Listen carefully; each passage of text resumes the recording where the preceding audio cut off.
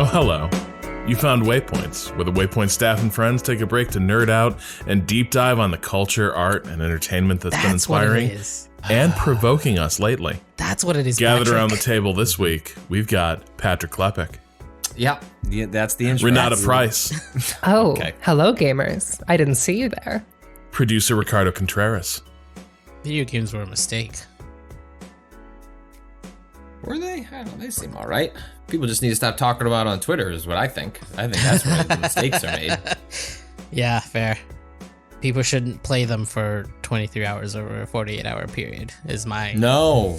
No, No. I don't. I No. don't know if you saw the VOD time. I don't look at the internet on the weekend. No, I, what is that life like? Oh my This was my god! reaction to Cado telling me this, wonderful. where I was like, what the fuck are you saying to me? it's wonderful. I don't look at it. I choose not.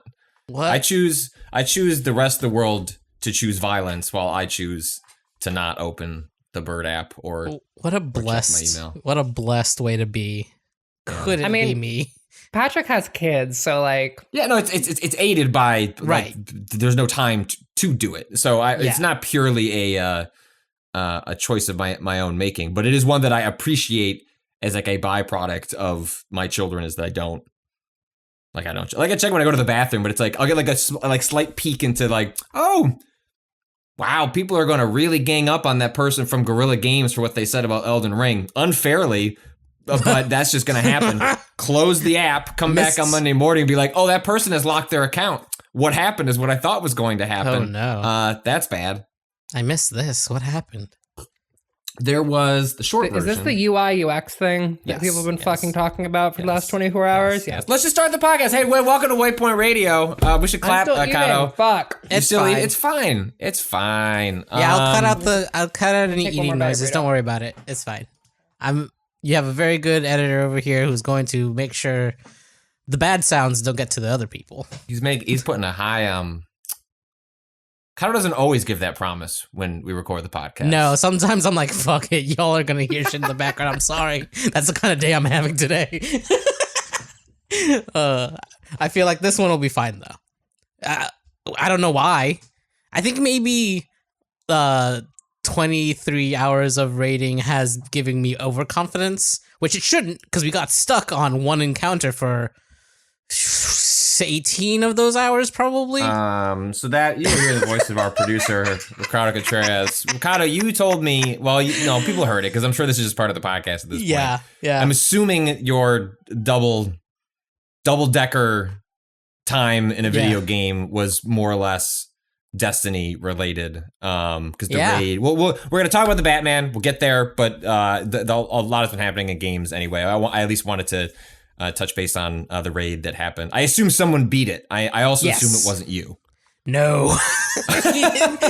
We didn't get past the second encounter. Usually those are there's usually 4 is kind of where they usually sometimes there's 5 on the longer ones. Bungie does not subscribe to Miyamoto's rule of 3s. No, absolutely there are 4 states instead of 3. Well, in theory, I guess there's 4 encounters, but only 3 of them, I believe, have bosses. So maybe they're just ascribing to a sideways rule of 3 there. Sure, why not? The newest raid in Destiny came out, Vow of the Disciple. It's part of the Witch Queen expansion. And I went in with a group to try to see how far we could get day one. If you've never...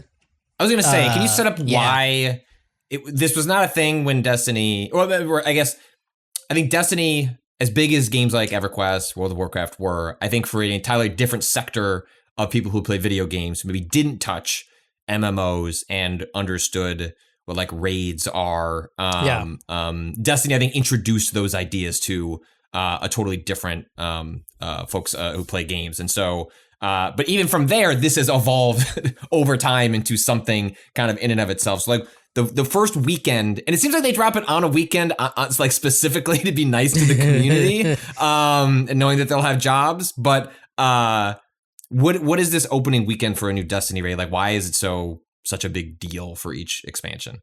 Well, there's a couple of reasons. The first one is that there's always the race, right? There's the world's first race. Someone will be the first team to defeat the raid for the first time. The way that raids work, it's not like a normal mission in an FPS. There are hidden mechanics, like the way forward is unclear. It's about like making an FPS combat encounter into a puzzle, or mixing a puzzle with a combat encounter in a way that you can, with enough trial and error and like trying to guess things out, get through it without prompting. But like you go in and you don't know what to do, and you have to figure out. What does that mean though? Like, what is it? Give an example of like what is a? Because I think a lot of people. It's funny. I think a lot of people, rightly or wrongly, attribute like Halo combat as like, oh, like combat's actually a puzzle, which is, I mean, Halo didn't start that, but I think like a lot of people came to like the slow pace of Halo's combat made people think of it, approach it more as just shooty shoot and like a little more strategic and kind of a puzzle that you're solving. And so this is that certainly exists in Destiny, like given Bungie's shooter lineage, but what you're speaking to is something a little more specific. It's like shooting things in a certain order and things like that. But like, I'm curious, like maybe like what were the ones that you were unpacking in this raid? I will put a marker here and say light raid spoilers for this one. Well, here's the thing, because people care, right? People want to be able to go in without knowing anything, because for some people, figuring it out is part of the fun. For others, it's so complex to them that they're like, I don't want to fuck around with figuring it out. Once people know what the strategy is, I'll do the strategy, and that part is fun. It's the execution is not necessarily trivial, I guess is what I'll say. Like having watched some of these, I did one raid with the Taken King. Like that's the one that I did. Oh my God. One time years ago. So I was brought through it. That's a fucking raid, though. it was really cool. They had this one big platforming sequence. They had to leave me behind. They were just like, hey, you'll just kind of warp forward. Don't sweat it. It's just jumping. You can't it's fine. do it. Fucking wipe out. Like you just get knockoff plates. It's cartoony. It's great. Yes. But yeah, I'll do a marker here for spoilers for, let's say, Encounter 1 of Vow of the Disciple. So essentially, we enter this space inside of one of like the pyramids. The pyramid ships have been like a big focus as of like the last 2 years of Destiny. You go inside and there's a big old room, and in this room you see a bunch of doors with symbols over them. You also see 3 kind of obelisk looking things that have 3 sides on them and these weird little circles on them. You also see a pillar that has 3 circles on it. Nothing is moving. You don't know what starts the encounter. You're unsure. You start poking around. Somebody finds a floating like sphere and shoots it, and then all of a sudden the encounter starts. Enemies start spawning. You start looking around and you're like, okay, what the fuck are we doing? The obelisks that had circles on them on 3 sides, all of a sudden there's symbols start to appear in those circles. You're like, okay, what the fuck do these symbols mean? Mm-hmm. They don't seem to correspond to the symbols over the doors. Well, shit. Okay. We like kill some enemies. Eventually something wipes the whole team. It says like obelisk detonation. And someone notices, hey, the obelisks were slowly filling up with light. And when it got to the top, it killed us all. Okay, we found the first thing that we know, the first mechanic we understand. We have a timer. It is visually represented on these obelisks. We have to do something before it reaches the top. Next round, start over. We start the encounter. We're looking around. Everyone's like, okay, look in like the space is big. Look in the corners. There's a bunch of weird corners because of the way that the walls work. Someone looks in a corner and finds an enemy that's different from all the other enemies. All of a sudden, you're like, oh, this one has a name. It's called the Compass. I shoot it. It dies. Suddenly, one of the obelisks gets a new symbol on it that corresponds with a door. You're like, oh shit, go in that door. You go in the door and there's some enemies in there. You kill one of the enemies and then the pillar changes again and now there's a 3rd symbol. Nobody knows what that one is. Whoops, we didn't move forward in the encounter, so we wipe again. So it's a lot about coordination between a lot of people. Like somebody has to stand at the pillar and say, hey, I see this symbol. Someone go to that door. Someone else has to go to that door, go inside and describe what they're seeing so that the people outside can give them more information. But basically, the way that it ends up working is the first symbol is a door. The second symbol was I believe, if I'm remembering this correctly, which there's two enemies inside the room, and they're each standing closer to a third set of symbols. That's like, here's a dark sun and here's a black sun, basically. So you're only supposed to kill one of them, not both of them. If you kill both of them, it actually makes it harder back outside, which while you're figuring out this puzzle thing, it's not like people are just standing there and like reading out these symbols. You're fighting enemies. Well, if I was there, I'd be, hey, I need some help while I scream at these symbols. But because the other thing we find out, the enemies that are spawning, they attack you, but mostly they're actually focusing on the obelisk. It turns out that not only is the obelisk on a timer, but every time the obelisk gets hit by an enemy, that timer just jumps up a little bit more. So it's a timer that if the enemies get to it, it makes it even shorter, right? So you have to be killing all the enemies so that they don't make your time shorter. It's a little CTF with a cipher you got to figure out. Very Riddler-esque, honestly. God damn it. Thumb drive. Thumb drive is stupid. That movie was so fun. Hi, what's up? I'm on the podcast now. Renz. And also we're joined by we can't. Yeah. the other producer. I know. Bottle that up. Bottle it up in the way that when my wife laughed at the Thumb Drive Live in the movie and cackled audibly to the whole theater, someone yelled, "Shut up!" Oh my god. To which point I was like, am I about to get in a fight at the movie theater? I didn't. All right, so you found the symbols. You've got your the obelisks. And then is that like the end of the first encounter? Okay, right. That is how far we got, like 3 hours in. And then it turns out after you've done this, you've repeated that 3 times. Now you have when you kill the right enemy in the room, a little symbol, another set of symbols that doesn't correspond to doors or anything. A new symbol appears over where that enemy died, and you just have to remember that one for later. After you've done that process of going into a room and killing the right enemy, and you have 3 symbols, you enter like a new phase where now the obelisks have a bunch of symbols on them, and you have to find one of the 3 obelisks in the room has all 3 symbols that you found from those enemies on it, and you have to shoot those symbols on that obelisk only. If you shoot on the other obelisks, you fuck it up and you can't. You have to restart. So sometimes it'll trick you. It'll be like it'll give you 2 of the symbols, but not the third one, and you think, "Aha, my obelisk is the one that's right." But then you have to make sure you have all 3 before you start shooting, and then you have to shoot them within 3 seconds of each other too. It's like you have to do boop boop boop, and then if you don't, and the first one isn't like quote unquote active anymore because you took too long to get to the second and third, it also fails, and then you have to try again. That whole thing you have to do 3 times. Everything I just described, you have to do 3 times to open the door to the next location. And that's the first encounter of Vow of the Disciple. That is the easiest encounter in Vow of the Disciple. Because is this one like seemingly harder than the average raid, even by Destiny standards? Is that kind of the takeaway so far?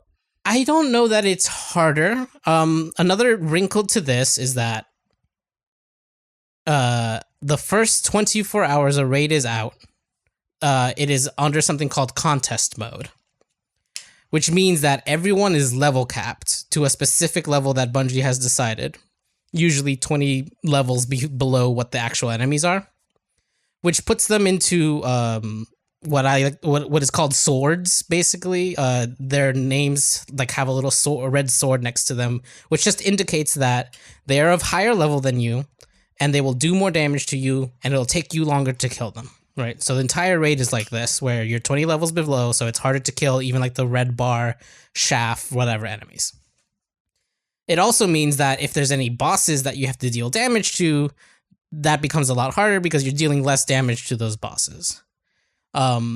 normally in a raid, you can kind of adjust your difficulty by over leveling for the raid. Like the raids aren't actually at max power requirement because they are one of the main ways that you get more power to get to max. They're a really good way for leveling at that point. So right now 1530 is the highest that you can be. That's what I was at. But technically the max is 1550, and people who like really grind it out those first 2 weeks, they already hit 1550 just kind of off of like regular drops. So if they were to go in, they would have a much easier time than when I went in at 1530. And so what Bungie instituted was contest mode, where everyone gets brought down to that specific light level. And so technically you just have to be the better person, the person to execute better, rather than the person who had more hours in that week to grind higher. Right. At least in the short term, while it's a race to see how far one can get. Exactly. Right? That's why they only institute that contest mode for the first 24 hours. Normally. However, there were fucking connection issues because it was a day one raid, but they happened enough that they offer a specific emblem, which is, it's like a little banner where your name is in the game, that you can only get if you beat it within that contest mode in the first 24 hours. But because there were so many disconnection and network issues, Bungie extended it for another 24 hours. So normally, day one ratings, like you get in, if you get as far as you can go, sometimes you can finish it even if you have a really solid team. But if not, you miss out on the emblem. Some people think that's a bigger deal than it's not. Like you can be like, whatever, I missed out. I'm really here for the experience. And then the next day, on Sunday, you can go in and do it. You'll be over leveled. All the enemies will hurt you a lot less. It'll be easier to survive. And you can probably finish the raid given whatever you got done on Saturday. This time they did not do that, and so I streamed 13 hours the first day and then went back for 10 more on Sunday. Okay. Jesus Christ. Sunday. Watch Cado fruitlessly shoot at enemies in Destiny and not beat the raid. Yeah. Come get your ticket. I had one of the more... This is right, 13 hours, 8 minutes, 16 seconds. Yeah. 10 hours, 48 minutes, 38 seconds. Yeah. Good views, though. That's content, Cado. So I would never in my fucking life work that much if it weren't something I was dead set on doing anyways. Yeah, let's be clear. Cado was not asked to do this. He asked us if he could do this. If he's like, could I stream to the Waypoint channel? And he was given permission. Ren, you were gonna say something. I was gonna say, like, the thing about all of this is that, like, I'm so invested in this idea of Destiny, in this idea of video games broadly, right? When Patrick was talking earlier about like the history of raid mechanics and how like raids in games like WoW or like traditional MMOs like WoW, FF14, etc. Like raids are the peak of those games as like pieces of design, right? There are all these puzzles, there are all these things you have to do together with a team. It is like the video game at its like most like interesting and complex, right? And I'm so on board with all of this until the time component comes in, and then I'm just like, I'm so on board with you, Cado. Yeah. I'm riding alongside you. Yeah. I'm listening to you to describe these puzzle mechanics. I'm like vibing. I'm like, nice, yeah. I love solving puzzles with my friends. Hell yeah. And then you say 23 hours in a weekend, and we got to encounter 2, and I'm like, actually, I think I'm good. I think I'm A-O-fucking-K. And then I think, like, how much time does it take to get to that point? And, like, with games other than Destiny 2, I think, like, WoW and FF14, I'm like, damn, that FF14 raid I watched seems really cool. Oh, it takes 125 hours to get there? I'm good. She's good out here. She can chill out here, and she'll be fine. And that is the deep bummer about this. I have good news for you. This is only for fucking Destiny masochists like me and the other day one raiders. Because if you go in at level, a lot of the like The issues we were having were we would die too much. There's a system in raids where if you die, everyone has one revive for someone else. Basically, you can't revive yourself, but someone else can revive you. And once they use that one revive, they can't revive anyone else for the length of the encounter. Not the whole raid, just the encounter. Right. But so dying is very costly. You know, people are pulled off their rolls and stuff. And when enemies are much harder to kill, that makes it dangerous for everyone. Suddenly there's enemies that aren't being killed quickly, which means they start wandering around the room and shooting other people that they shouldn't be shooting. It becomes a mess. After day one, once you're like at regular levels instead of being under leveled technically for the raid, it becomes so much easier to deal with. And honestly, once the raids are figured out, you can finish a raid in an hour and a half. Right, and like that's the thing. Like I have played Destiny raids before. I did. What was the original one? Leviathan. For Destiny 2, yeah, Leviathan. Yes. So I ran Leviathan actually a couple of times. Yeah. And so like, I guess like the thing that I always come up against is that like every time I do a raid like that, even after like all the leveling, I'm like, damn, I wish this was the video game. Ah, fuck. Wow. Shit. Oh man, I spent 12 hours playing a game that was worse than this. Fuck. That's and then fair. and it's like, damn, this shit whips. Nice. Hell yeah. I love gaming. Yeah. And then it's over and I'm like, well, I can do that again. That'll be fun.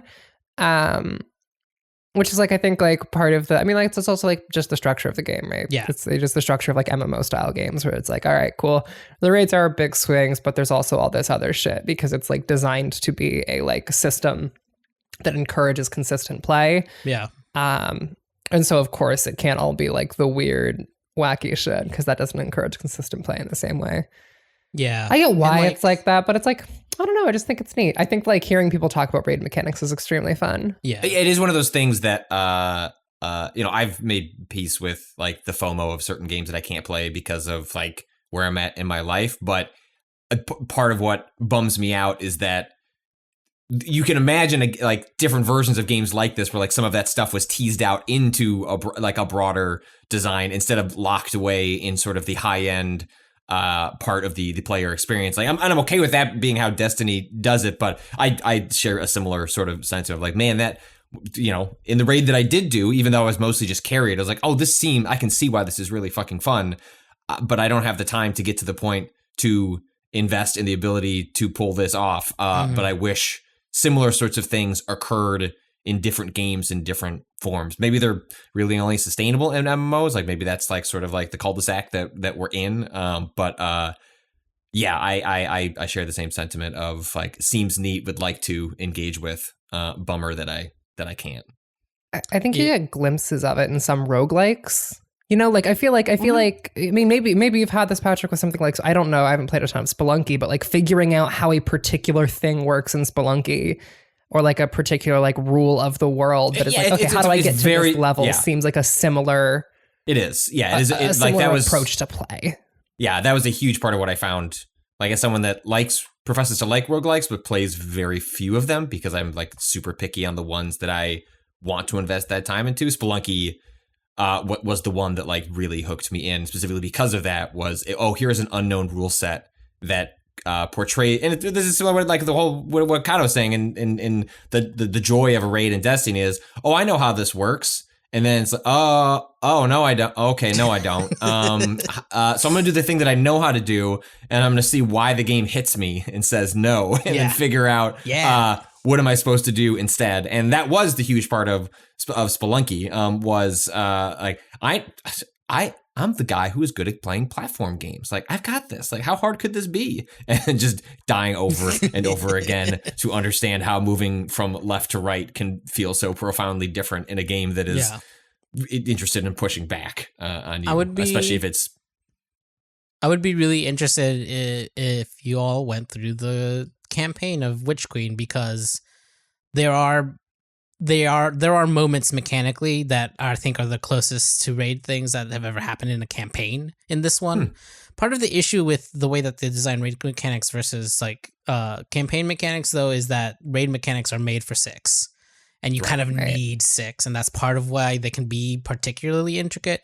But they've done some really neat like encounter puzzle stuff in the campaign this time, which is like thematically great because Witch Queen is about Savathun, the like hive goddess of lies and trickery. So it's like, oh, great, we get to play in this space of like she's fucking with us constantly, and there's some really fun moments in that campaign that I think are the most exciting for like what the like direction they're moving with like regular missions is for these DLCs.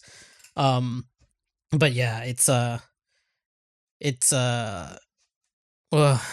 that's raid brain right there. That's I forgot where I was going with that point. Apart from saying, well, the campaign itself is it has some of those moments more than it's had before. Like they don't usually do that, but they did. They tried to do that this time. Yeah. You're continuing to almost sell me on Destiny 2 again. Play Destiny 2. Look, here's the time. Witch Queen is a perfect time. Talk about this here's video the thing. Game, Witch Queen, I'm like on the edge, and I'm like, oh man, this sounds kind of neat again. Oh fuck. This is one of those reboot DLCs where like if you come in to play at this one, everything like you're ready to go into the campaign. Like there's no leveling you have to do beforehand, and you will be able to play through the entire campaign. From the get-go, with like where normally if you're like coming in partway between DLCs, there's like, oh, the current stuff is of a higher level and stuff like that. But right now, like you can start a new character and you will be ready to do the campaign of Witch Queen. And also the legendary campaign, which I think is the closest you can get to the combat difficulty of a raid in contest mode. Like they made that shit, and it was so. Oh, that's what I'm looking for. Yeah, now the legendary campaign is so fucking fun. Now, gamers, that's what I'm looking for. Especially with all the new Void shit, I was making so many things explode with my grenades. It's beautiful, beautiful explosions of purple Void energy. I love it. I love it. Destiny's a very good game. That's why I played it for 23 hours over the weekend. I'm happy for you. I'm not happy that you weren't world's first, but you know, God, next time. God, yeah. We're not even shooting for it. It's like it would be nice if we can finish in the first 24 hours. It would be nice. Did someone beat it on Saturday? I mean, presumably someone beat it on Saturday. Yes, but okay. They beat it after I believe 8 hours. I think it's like them 8 hours. Like your 20 plus is not unreasonable. Yeah. like those teams are like they've been training as a group, right? There's the coordinated SWAT teams exactly who exist to go after raids and try and claim them perfect first. Builds, I'm sure. Oh yeah, 100%. Just like ideally matched to one another. Like pre-planned for weeks. Well, like this was very much a very casual sort of like who wants to try one, and like the groups were made in the all community members from the Waypoint Discord, which the Waypoint Discord Destiny community is fucking sick. I love them all. They're a great place to be. Wow. It's literally one of the like that's the big thing with like, you know, this sort of game, unless you have like close friends that you're already playing with is how I got into Destiny. Finding a group of people online to play the internet of like random people is very difficult.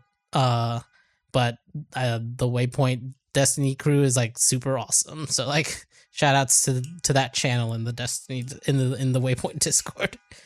Nice. So do you think you'll finish it on next weekend or no? We're going in tonight. Okay. Going in tonight. Oh, so you're going to finish it tonight? Is that what's the implication of your statement? Like you said that very declaratively. Well, contest mode is off. We won't have the power level issues. And we're still trying to do the discovery. So the people that I'm going in with haven't spoiled themselves. Some people after we like gave up were like, fuck it, I'll look up the mechanics and do it when people are just doing regular run throughs. But there's still enough people that we can make a couple groups to still like explore it now that the level cap has been lifted, and we can kind of just worry about mechanical execution over like combat mechanical execution, I guess. Raid mechanical execution versus combat execution also biting us in the ass. Yeah. So cool. Well, you can see if you'd like to watch Cado play fruitlessly against that raid for 20 hours, you could go to twitch.tv/waypoint. And I might highlight that to keep it, but I think I might cut out the one time we win the first encounter and put that on the YouTube, maybe just highlight that part instead of I don't think that's the 12-hour VOD is really worth it. It's too much. I don't know, man. Let's cost Google some money. Like, why not? You know, like just make a process. Oh my god! Can you being like, where did that 30 cents go? Can you kind of just upload it, let it process for the next week, but then edit it down to a highlight. But just like force the server to like do the. That's probably worse for the earth. That's probably actually using more electricity that way. I guess. Yeah, I don't think we win. I don't think we win. No, there's no win here. Matthew Google's gonna lose a quarter either way. Like he's gonna drop a quarter. Like, where the fuck did that go? It went to the Waypoint YouTube channel. Wow, look at that. Wow, that's taking up a lot of fucking space. Look at that. How many gigs? How far are they get?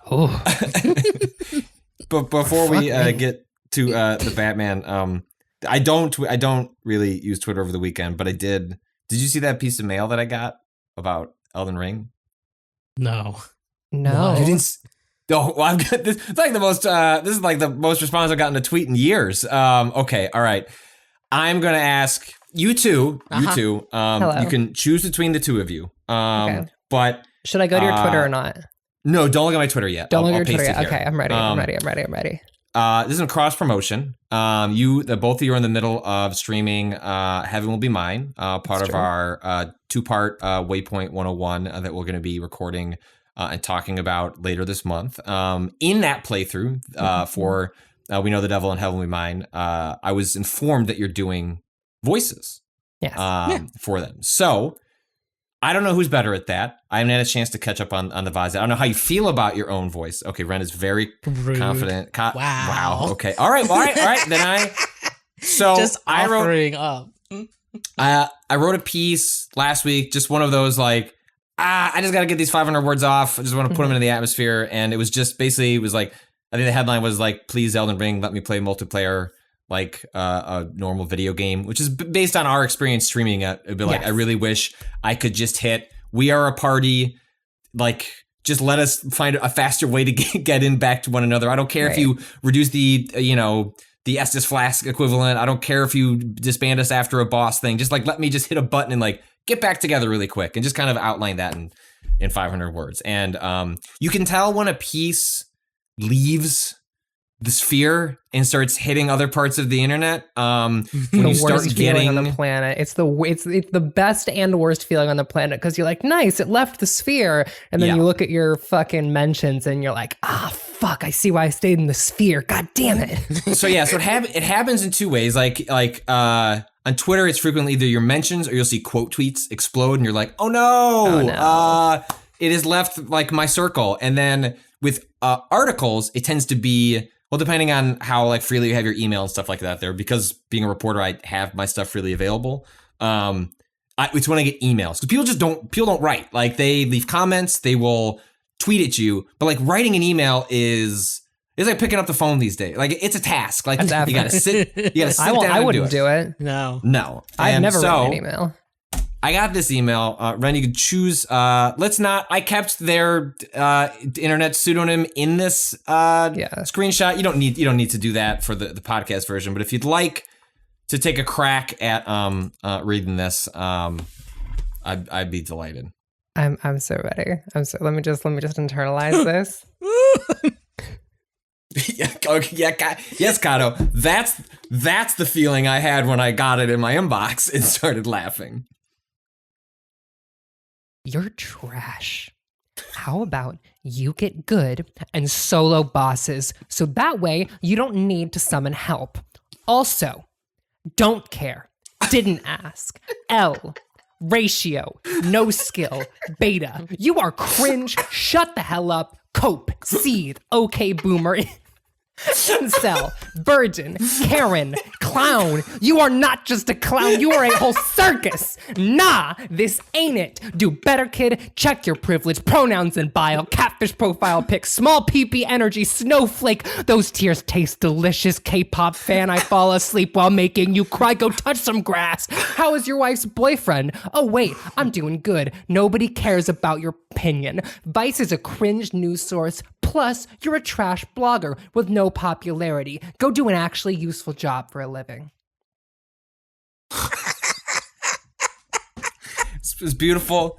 I have one note. One note, which is that, understandably, reading this the first time going through, you said, check your privilege, but one of my favorite parts about this is that it's written as privilega, which I think my favorite response on Twitter to this was like, oh, it must be like a Final Fantasy spell. Like you've upgraded privilege to privilega.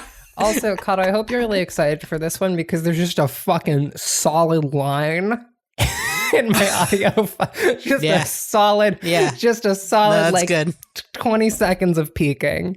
Also, let me, you know what? I apologize. I do want to clarify one thing. I forgot the pluses, which is don't care, plus didn't ask, plus L, plus ratio, plus no skill, plus beta, plus you are cringe, plus shut the hell up, plus co, plus seed, plus okay boomer, plus incel, plus virgin, plus Karen, plus clown, plus you are not just a clown, you are a whole circuit, plus nah, this ain't it, plus do better kid, plus treff your privilega, plus pronouns in bio, plus catfish profile pic, plus small PP energy, plus snowflake, plus those tears taste delicious, plus K-pop fan, plus I fall asleep while making you cry, plus go touch some grass. Plus, how is your wife's boyfriend? Begin parentheses. Oh, wait, I'm doing good. And parentheses. Plus, nobody cares about your opinion. That was a sentence, apparently. It ends with a period. That's good. Cado, please put some sort of ominous music over that. Yeah. People know I made that note after the fact, but like, I want you to, Go touch some grass. Touch some grass. Touch some grass. Some grass. Just like the Batman. I was gonna say, frankly, I can think of no better transition to discussing the Batman, the new Just film like the Batman. from Matt Reeves, director of Cloverfield. I like Cloverfield a lot, but the very mediocre remake of Let Me In. Just go watch the original Let the Right One In. Much better movie. And two of the Planet of the Apes reboot sequel. What? Yes. Sorry. We're 40 minutes in. You want to take a quick break? Yes. Sure. Be right back. We'll be back to finish that introduction to the Batman.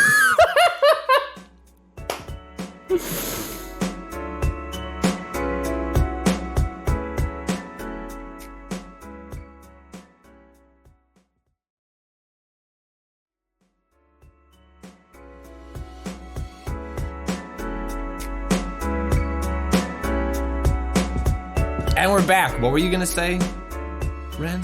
Or Cotton? Someone?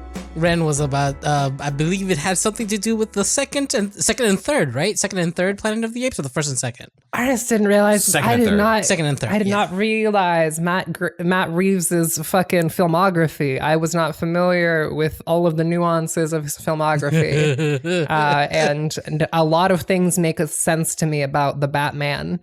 Knowing this additional information about Matt Reeves. Yes, did not direct the original reboot. Milwaukee. There was a Tim Burton reboot of Planet of the Apes, the 2000 and what reboot? What was the 2013, right? Because we're talking about the 2013 through like 2016. Yes. So his film series. His Dawn of the Planet of the Apes, which is the sequel to Rise of the Planet of the Apes, which was 2011. And then he did the third one, War for the Planet of the Apes. Those last two have their names backwards, by the way, if you've ever seen them. This makes so much sense. Makes so much sense now. So the Batman is a very, like, whatever, if Nolan's film was a gritty, grounded reimagining of Batman, Matt Reeves looked at that and said, I could go grittier. I could go groundier. I'm going to make... I could go groundier. And I'm going to add I'm going to add a the to make it seem... Because that's just what we do these days. Starring Robert Pattinson as our titular The Bat. Batman. The Bat. The Guardian review describes this film as gritty camp. I don't think there's a better description for what this movie is, because this movie, okay, let me make a couple of things really clear, quick about the film The Batman. Yep. 1, Matt Reeves wants you to want to fuck Robert Pattinson so badly. Is he wrong? I've never seen a movie that wanted me to fuck the main character more than this movie wants me to fuck Robert Pattinson. It is incredible, the amount of sex that Matt Reeves wants you to want to have with Robert Pattinson, first of all. And I'm sorry, Mr. Reeves and Patterson. Not for me.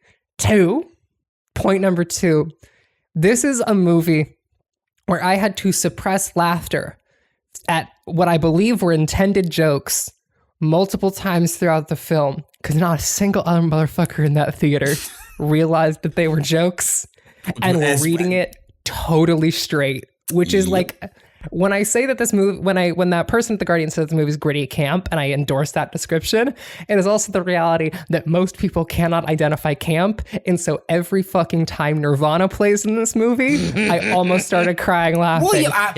But I would if this movie is gritty camp, is it aware that it's gritty camp?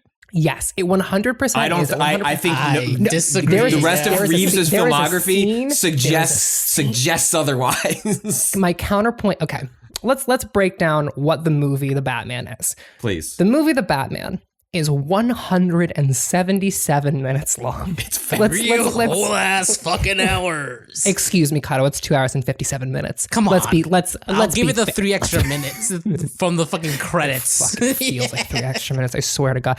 This is a 3-hour-long movie that is. A lot of superhero movies focus on their superheroes, right? The Marvel movies, Iron Man, whatever the fuck, right?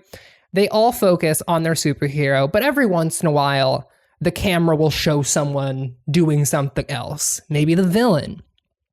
Maybe a side character. Maybe there will be a B plot. The Batman does not believe in B plots. It does not believe in side characters.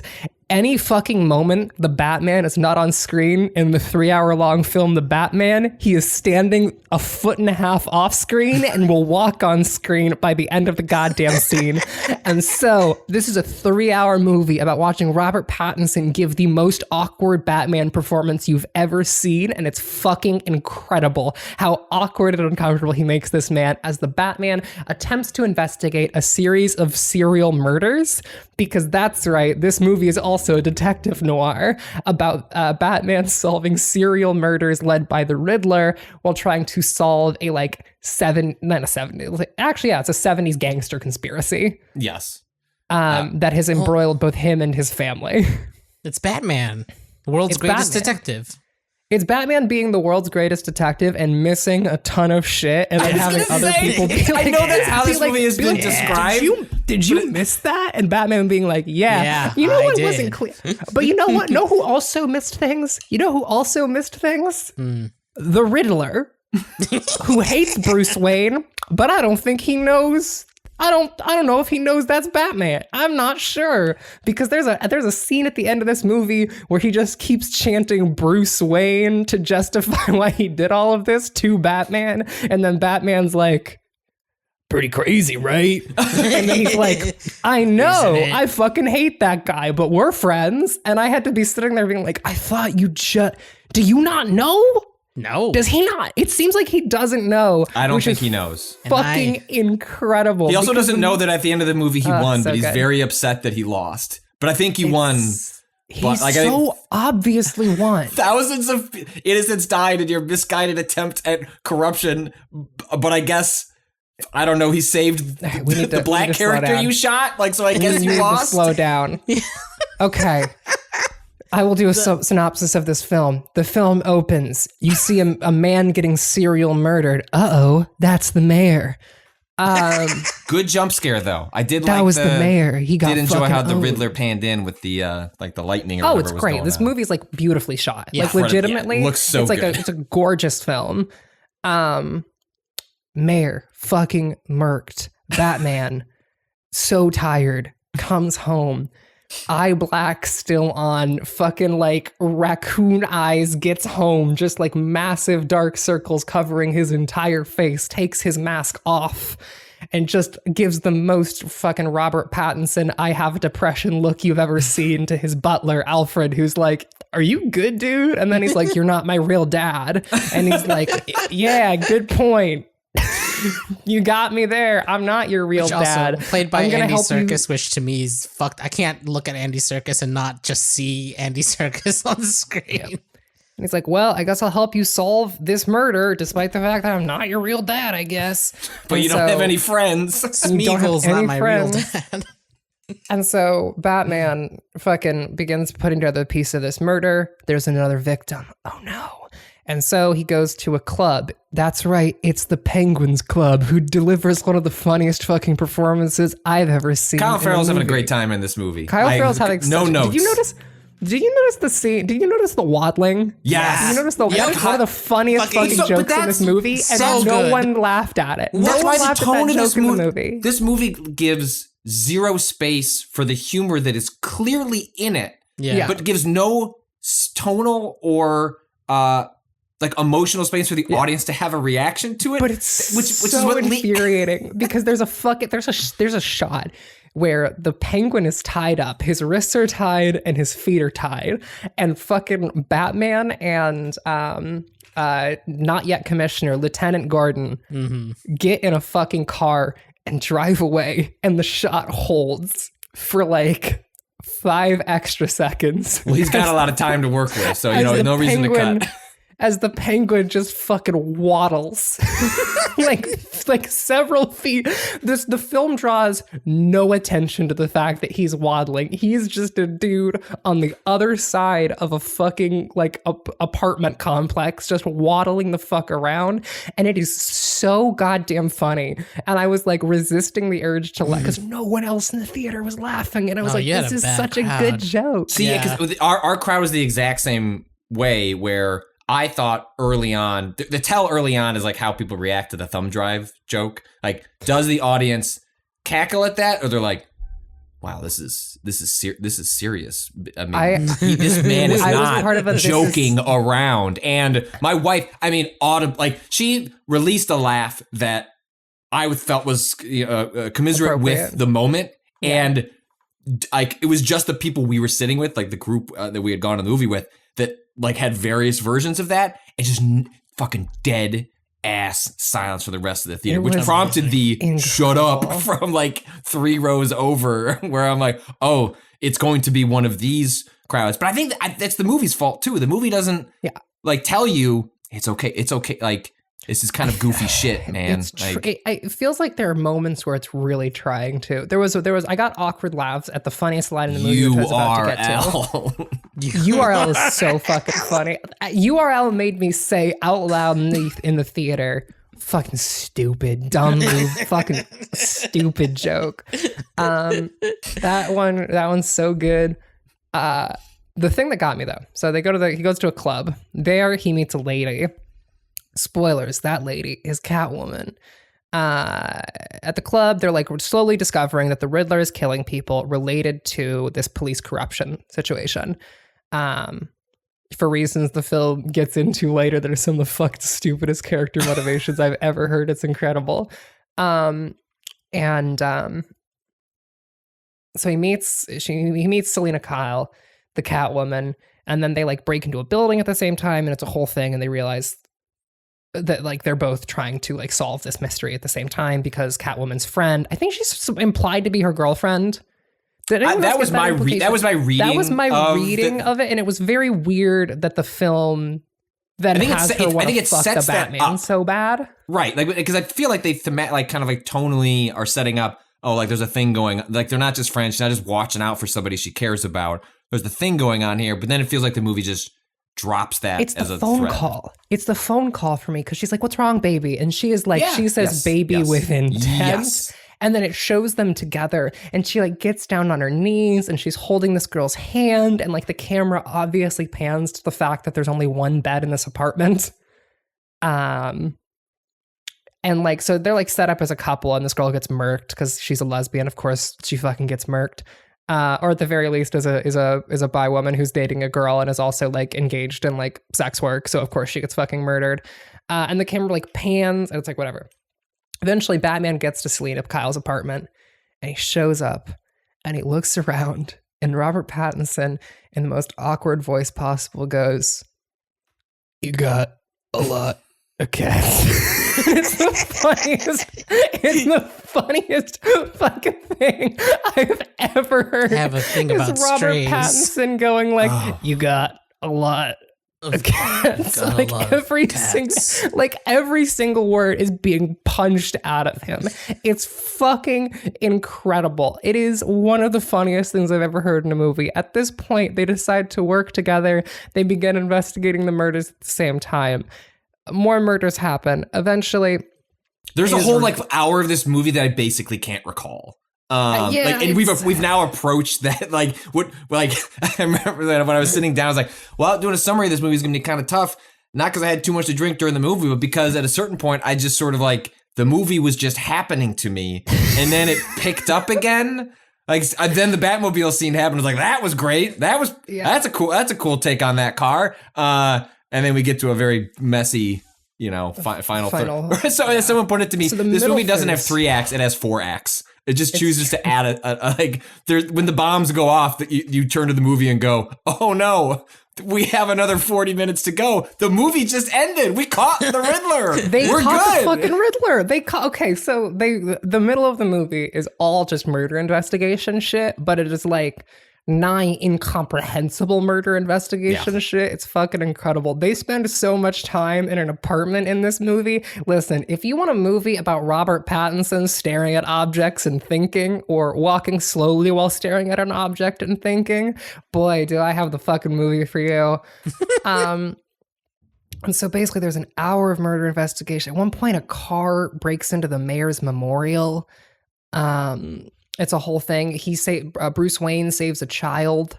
It's a whole thing. It's like an emotionally tender moment. As the film goes on, guys continue to use the phrase that Batman uses throughout the entire movie, which is, "I am vengeance," which is like, yeah, dude, sure, King, you sure are. And then so eventually they realize that the Riddler is planning like this big like terrorist plot. And then they catch the Riddler, who basically turns himself in. The Riddler turns himself in after the murder of Falcone, who is like this big mob boss. When he gets caught, and I didn't know what to do with myself physically when the camera panned up to the coffee. And there was the question mark in it. I was like, are we in the Joel Schumacher Batman and Robin movie again? So funny. We are. It's so fucking funny. How do you put that movie, that shot? And it's the fucking coffee cup. It's so fucking funny. And I love it. I love that it's there. But I'm like, does this movie know? And we get there. The tone is like really. We'll dissect after you finish here. But anyway, keep going. So the murders continue escalating. Eventually, after killing Falcone, who he claims is like the key to all of this, right? He's like, Falcone's the guy who like basically murdered this journalist years and years ago to start this renewal fund. The renewal fund is basically used by the Falcones to run the entire city. So this mob boss has been running the city for the last 20 years through a government program that was created by Thomas Wayne, Batman's father, who this movie cannot decide if he is good or bad, and not in a morally ambiguous way, but in a way that is legitimately confusing and hard to follow. And like, boy, Robert Pattinson sure doesn't react to being told that his mother was probably like coerced into a marriage that she didn't want on account of her mental illness. That he never questions that part of the whole fucking situation. And so basically there's a big secret about the Wayne family. They had this guy murdered. And he's like, oh no, this has ruined my sense of self. I thought my dad was a good guy who I was like beating the shit out of people for the last 2 years to get vengeance for. Also, I'm a nocturnal animal for reasons. Because I have depression. Fucking Robert Pattinson's like, I'm really sad, so I only go out at night. By the way, if you want to see a movie where Robert Pattinson never sleeps, oh boy, do I have the fucking film for you. I would love to see his room. Where's the deleted scene and what's he got on the walls? It's incredible. And so they have this murder. After murdering Falcone, the guy turns himself in by going to a coffee shop. The Batman then goes and visits him at Arkham Asylum. And at Arkham, he's like, this is why I did all of it. The renewal fund that was set up by your dad. Also, I don't know you're Bruce Wayne, but I'm going to kind of imply that I do. But also, I definitely don't fucking know. Mm-hmm. The renewal fund set up by your dad that was supposed to be used for orphaned children is actually being used to fund the city's drug operations and allow Falcone to run all of Gotham. Also, I grew up really poor and I hated it. And Bruce Wayne grew up really rich, so I want to assassinate him. Mm-hmm. But because I couldn't... That's called an ideology, I think. That's called an ideology, yeah.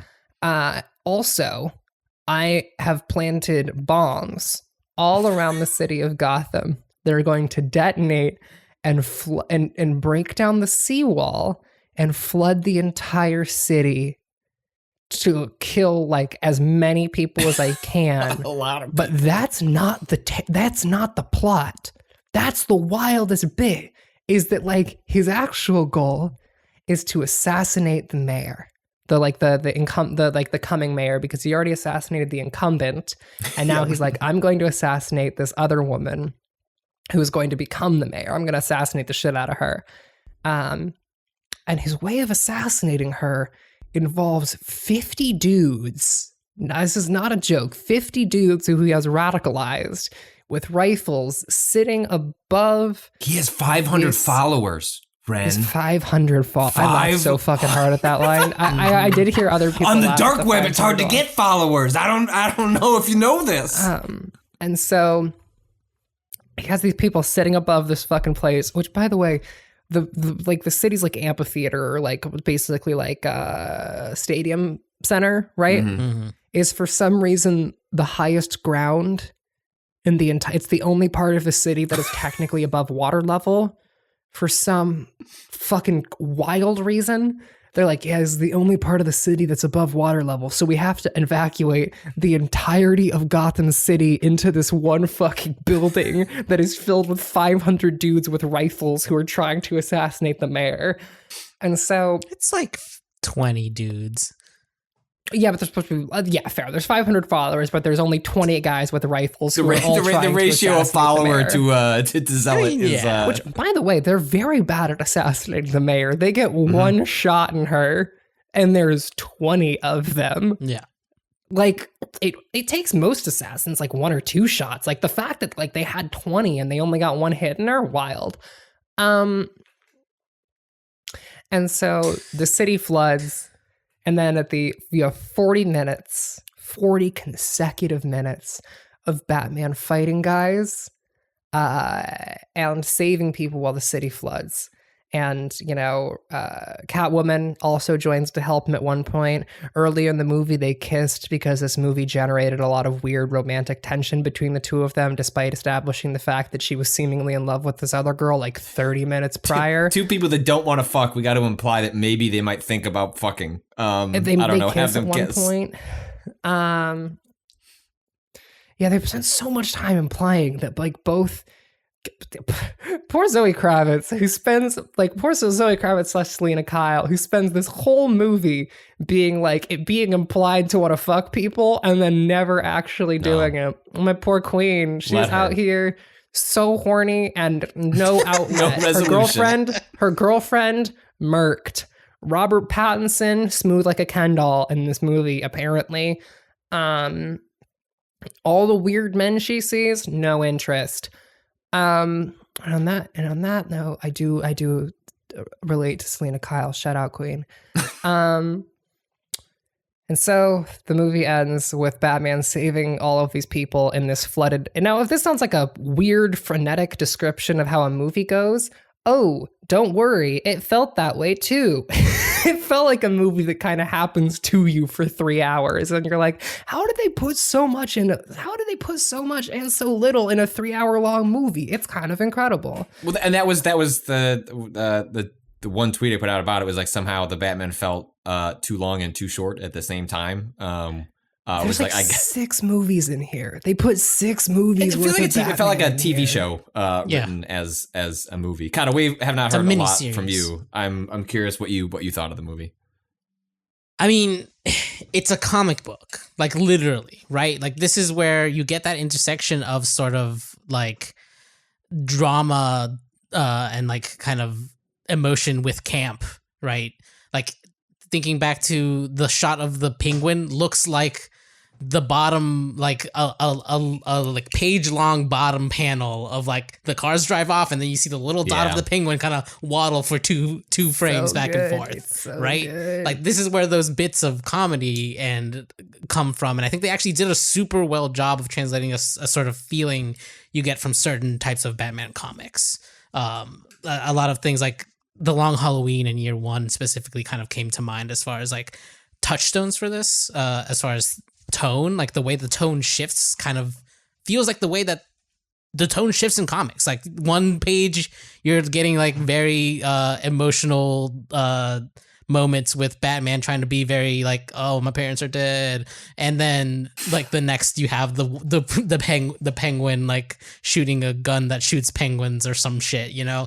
Like this is the tonal shift that comics do all the time, and I think they actually kind of, for me it hit, and like for me, and I would say about a quarter of the theater that I was watching it in, it hit. We actually had enough people laughing out loud that I also was laughing with them. It freed the rest of the audience to meet the movie where it actually was, which is different than I think where the movie thinks it is. I'm not sure, but you need the right audience to get there. I think. The part of it that gets messy to me is about the Riddler and the kind of like what's the word I'm looking for? Not symbolism, but the things that they're pulling on from real life for his characterization. The like touchstones that they're using, that's the word I was looking for. The touchstones that they use for the Riddler and his the ways that he communicates when he's doing these murders and the way that he's radicalizing people online touched so strongly to me to certain specific forms of right-wing radicalization online related to neo-Nazis, the extreme right-wing, the base, for example, Atomwaffen, those types of groups, that the ideologies behind his methods totally clashed for me, right? Him like using those like weird methods to take out corruption is like, oh, that's not what people have used that for in real life, and this is weird to me now that you're kind of conflating those two things, right? Well, the idea that he's taking out mobsters and people who are like benefiting on like a political like crime level instead of like right-wing nationalists are, you know, targeting people for being of a different race and things like that, right? Like it's like it's weird to see almost like beat for beat the types of things we've seen in right-wing online radicalization applied to a different target, you know? And it to the point where it feels like they just took those aesthetics without really thinking like, do these aesthetics align themselves directly with the ideology of the far right? Like, and that is kind of the biggest like moment of disconnect for me in this movie, as far as like, I really enjoyed all the tones, the funny moments that are very obviously funny in like a comic way, felt like kind of, what's the word I'm looking for? Oh no, I plugged in this USB drive and it sent all of the photos to my I was beautiful. Dying, and especially because funniest fucking shit. It's amazing. Funniest fucking shit. Gordon's response to that is just like, oh boy, I'm gonna get it. I'm gonna get it. Funny. Fiddlesticks. Oh, I spilled all my pictures. No. Like, and the camera is panning down as it's going like blunk, blunk, blunk, blunk, and I am just like trying to stop myself from busting staring a at gut. My outbox. I love staring at my email outbox whenever I open my phone. Like, what have I sent recently? And it's just those parts, like the overall like shifting tones of the movie worked, except for I feel like his particular kind of formal qualities they gave to the Riddler felt really off to me. Well, I mean, because this movie is obsessed with liberalism. That's the thing, is that like this movie is obsessed with basically, I think what's happening here is that this movie loves policing way too much. Yeah. To understand anything about the images that it's using or anything like, well, no, it understands them, but it's coming to conclusions that if you come from a perspective that is like liberalism is kind of bullshit, the movie just doesn't work. It just doesn't work on it also implies like what is corrupting are the mob bosses, not, you know, the other parts of the system. No, it's just if we got rid of these. Also, the movie never chooses, just like Ren didn't. Is it Falcone or is it Falcone? We're not sure. No, we're going to use sure. both of them, and we're just gonna roll with it and hope nobody notices. Well, Raelle, the other like alternative mayoral candidate, is like her whole thing is that she's like, we're going to rebuild people's faith in institutions. That is her whole line. Like she is capital L. It's basically like the film is doing this thing where it's like, you know who sucks? The bad, corrupt Democratic Party. You know who's really great? The good, ideologically identical Democratic Party. and it's like, we need to rebuild people's faith in institutions, which is to say, keep those institutions functioning in exactly the same way and actually allocating funds properly. And like, yes, funds do need to be allocated properly. If we just means test it against the right people, I really think this could all just... Yes. It's fucking incredible. Which is the hero of this movie, like one of the secret hidden heights, like side heroes of this movie, is a former financial journalist, is a former like financial accountant who discovers a line on the books that lets him know that something's up here. There's a line in this ledger that something's up with this money. And that's the key to this whole thing, is people and institutions pointing out what's wrong and getting punished for it. Because that's what really matters, is good people and institutions that stop bad things from happening, because that's all you need. And that's why, folks, it's not about vengeance. It's about hope. It's also about this notebook that I really wish they had in the movie for more than 2 seconds, where we briefly get Pattinson opening up the Gotham Experiment year 2 with these notes he's making. Funny. It's so funny. This was a very expensive film. That prop has to have more than the page in it. Like, I have to imagine there's dozens of pages been filled out. Robert Pattinson filled it. Right, that's all I can. I guarantee he's having so much fun in this movie. If you have not read interviews with him during this press tour, he seems like a delight, like a wonderful, very introspective, like interesting person, and seems to understand like the movie he's in better than the movie itself might. Like, he seems like him and Matt Reeves seem like they're operating at slightly different wavelengths of a film. But he is just just Google any interview with him. He has a lot of opinions on really interesting things, and I mean that in not in all of a sudden we need to cancel Pattinson. Just he seems like a cool ass dude. There's a version of this movie that I thought I was getting in the first 3/4 almost even. Where part of the burping. Part of the sort of what seems like part of the point of the Riddler as like the nemesis in this one is like pointing out the moral line that Batman draws on like no killing, no guns, that sort of thing. As being like, trying to complicate that by having the Riddler kill these corrupt people that Batman would be going after, right? Like, normally these are the Batman villains that, like, in the early comics, like before you start getting the kind of arch nemesis of the Riddler and Joker and all those, like he's going after the mob bosses. He's going after corruption in the police departments. But he only ever like uncovers it and like puts them in jail, and then like this is kind of the thing with like the rogues gallery there. It's like he never kills them, so they always get out, they always come back. And like that sort of kind of like, well, what if you just put an end to them? Wouldn't that be better for society if that person could never do harm again. And it doesn't care about that question, right? It feels like it cares because he keeps saying Batman keeps talking about how he wants to change the city and whether or not what he's doing is actually changing the city. It keeps into what? At no point in this film does he ever like when I saw that. I mean, it's really early. Like I think the opening to this movie is like. I mean, again, like this movie looks so fucking cool, and the score slaps. Like, I love the new theme. Every time it came on, I was like, "Yeah, like play that theme, like turn it up." I will say, really I feel like Danny Elfman could have backed off in one or two scenes. It feels like it never stops. Sometimes there were some scenes where I'm like, "We don't need the boom boom like music, like the background going all the time, Danny." Like. Calm down. Danny Elfman did. Well, look, I also love the original 1989 Batman that Danny Elfman did. Yeah. He didn't do this one. He did. No, did this is Michael Giacchino. The Cado. The last guy. Cado.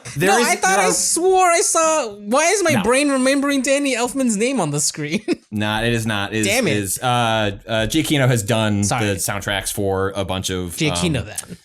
Of stuff for whomever it was, Reeves Giacchino, and I'm sorry I got that. Cado, could you hear the lost strings in this score? Because that's one of his defining that bits. Makes more sense. There was a moment where I was like,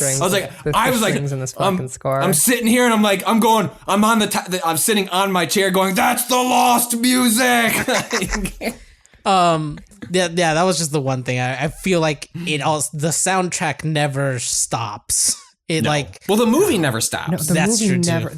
The movie never stops. The only moments the movie stops are to show Robert Pattinson staring at objects or thinking about when he was staring at an object, which is again, I fucking love Robert Pattinson in this movie so much because like, god damn, is he having the best time? Is so obvious. Like every time Batman opens his mouth, it is the most awkward fucking shit you have literally ever heard. The most like awkward, sleep deprived line deliveries you've ever heard. It is a godsend. I fucking love it. Just it's great. I was one of the interviews they were talking about they asked him about how do you adopt like the voice, right? Because this one has the least of the I must adopt a gravelly tone. When I'm in the Batman mode, that is distinctly different than Bruce Wayne mode.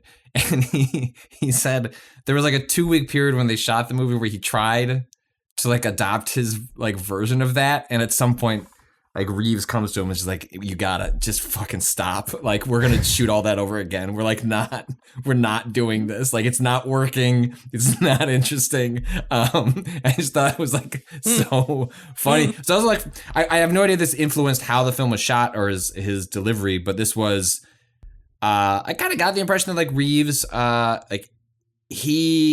was a COVID shot movie for the most part. And he was like he had really high, or really low like risk tolerance, like when they were on set, to the point where he would not like traditionally when you would shoot a movie, like a director could come out and like give specific directions on set for what the actors should be doing. A director. Like a director. And he, if I had read this right, didn't really do a lot of that. He was still on set, but he had an earpiece attached in Pattinson's ear the entire time to give him real-time directions on what to do in the film, that I feel like once you know that, I feel like you can feel it in the movie. Like that. Feel it so fucking obviously that there is a guy just telling him what, because that's what honestly he feels like a mech being driven by another person when he turns around. Like that is what it feels like.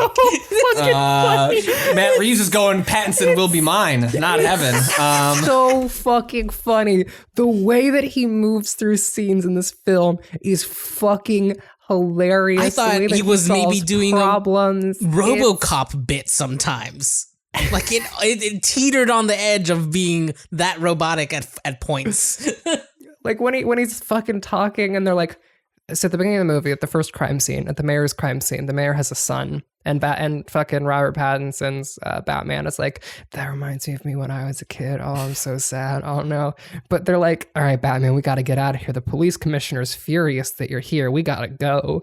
And as they're walking out, he fucking starts walking past a door and sees the kid and fucking like a first person shooter protagonist turns his whole fucking body to look at the kid. Head does not move. Nope. Full fucking human torso rotation to fucking look at this kid on the ground and be like, damn, that's a sad kid. And it's like, yeah, Batman, that is a pretty sad kid. Pretty fucked up, right? And he just stands there for so long before turning his whole fucking body the other direction and walking out. It is fucking incredible. Yeah. Oh my God. Cado, you might be able to. We got some questions from people. Maybe you have, I think, a better sense of the rogues gallery of Batman than maybe Ren or I do. Carolyn asked, which villain should Batman kiss the most? Is that true, Ren? How is your Batman? I know nothing. I don't know nothing, but I don't know my. I'm not. Yeah, I didn't mean to assume. I sort of picked that up based on our convetion so I just far. wanted I think Ren and I are closer. Right. On Yeah, that I'm close to Patrick in this. I mean, should because Carolyn was the specific in her phrase. The whole thing is that like he and the Joker are like the dysfunctional couple, and that is just like classic like pairing. But have they ever kissed? Probably, honestly, I wouldn't. Probably. And there's the Joker planting it, obviously, like as like a "ooh, aren't I so silly" sort of moment. But who should he kiss? I'm gonna look. I mean, up. he would probably want to kiss Two-Face. Like he had a thing. Well, you with have two. Yeah, you got two faces. Harvey Dent. Yeah, two faces, two times the kisses. Most kissable Batman villains. No, Kissable. So many, that's not so many, different. That's different. I just thought it might give me some ideas of things I could like list for you, and we could talk about them. But there's so many fucking This is the internet of lists. Got lots of lists about Batman. Top 10 sexiest Batman characters. I don't think that's going to help me hobby lark. No. Because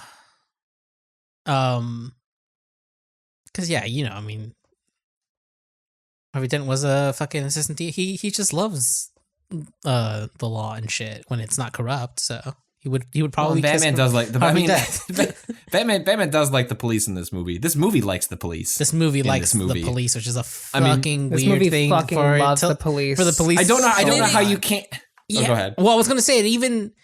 At moments, you get Batman making a small quip about police work and being like, well, I'm doing it better or whatever, right? And you think for a moment that it's not going to lean wholeheartedly, but by the end, it totally leans wholeheartedly into like, no, actually, like, once the corruption gone, Batman's like totally cool with the rest of them. This is also like part of the movie's whole relationship with violence, which is like Batman, like the whole rule, like the whole like joke, where like, does Batman kill people or doesn't he kill people, right?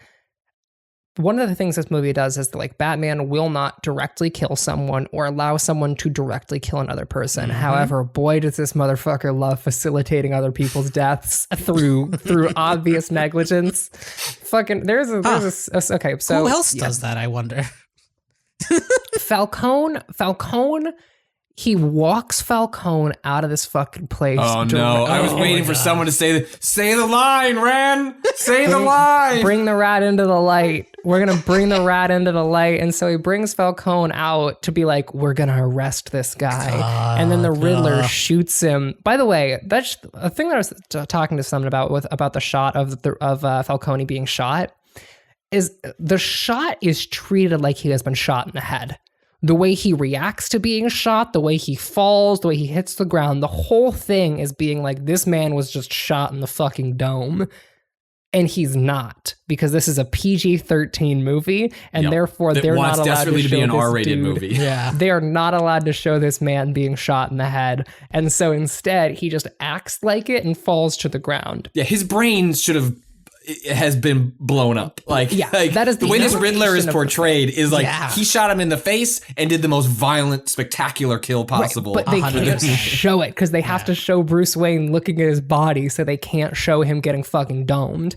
But the whole thing is that, like, he's like, bring him out into the light and I'm gonna kill him, which, like, I'm sorry, dude. If I was Batman and I was like, I'm going to really publicly bring this guy outside this building after I've been played this entire movie, and I'm aware that I've been played this entire movie. Oh, he got shot. Oh, no.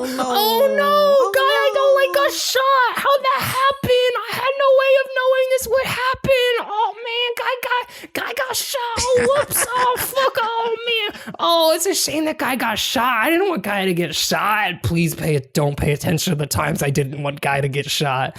And also, like, you know who is allowed to shoot people in this movie? You know who's allowed to shoot people a lot in this movie? Detective Gordon. Detective Gordon is allowed to fucking anyone he wants to. Detective Gordon gets to literally anybody. He can kill whoever the fuck in this movie and be like, good job, buddy.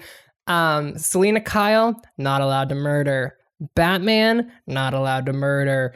Right. Well, this was part of, I thought, like the separation that they were trying to make, and the like very like one or two moments where Batman kind of makes a snide remark about police, seeing that he's drawn that line and he sees the police on the other side of it in a way, even though if some of them have good intentions, quote unquote. But then it doesn't do anything with that, and then like completely like leans into imagery and like stuff at the end where it's like, oh no, they're fine with the cops. It's like there's good ones according to Batman. So when I was saying say the line run, I thought you were leading up to, as Falcone says, like, you know what's gonna happen? I'm gonna leave this place and you're just gonna I'm just gonna walk right out and we're just gonna do this all over again. And then Gordon, you know, as they before he gets shot, you know, lead the rat into the light, he's like, oh really?